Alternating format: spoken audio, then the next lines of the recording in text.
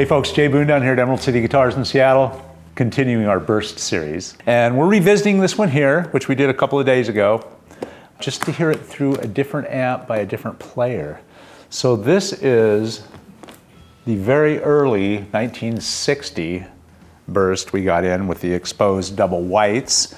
And this guitar, as was mentioned before, came from a prominent player, and we got to sit around and listen to him play this guitar down at his house in LA, and really got the full idea of what this thing's capable of. And as we talked about before, it's got that total 59 profile. Serial number is a 00, which is rare in itself and indicates an earlier 60s instrument.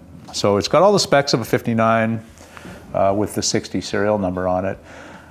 One thing I might point out here is that the double whites here that we're looking at, the covers were removed years ago by the guy here that played in Benson's Railroad. And picture him playing this guitar in 1969 with his band. And these guys were out of Denmark. So this spent most of its life in his hands, even post-band, playing days out in Denmark. He took those pickup covers off many years ago when he was playing.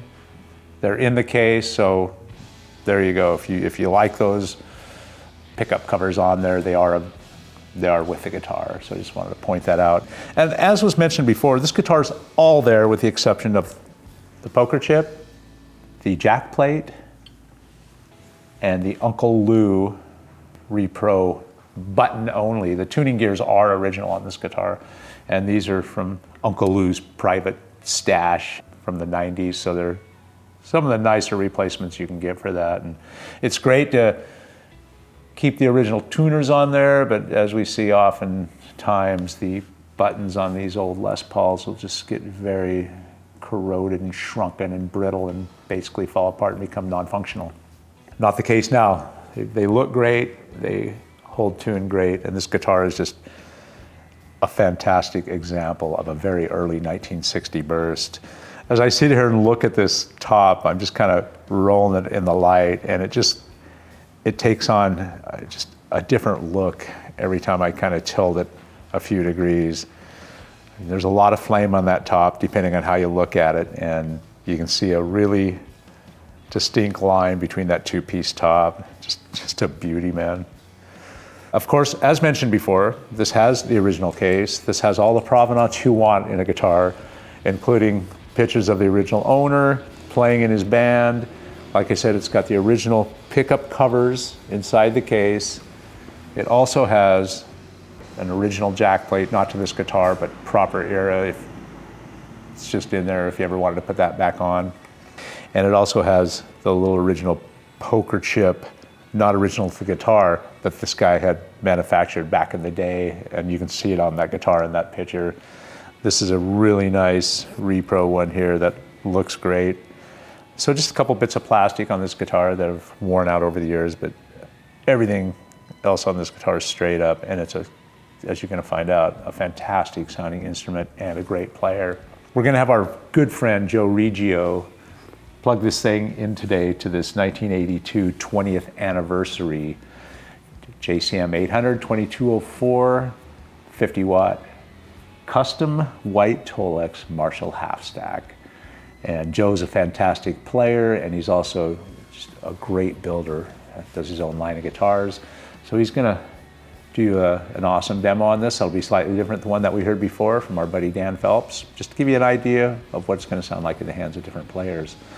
So without further delay, excited to have Joe lay down some riffs with this cool combo right here. So take it away, Joe.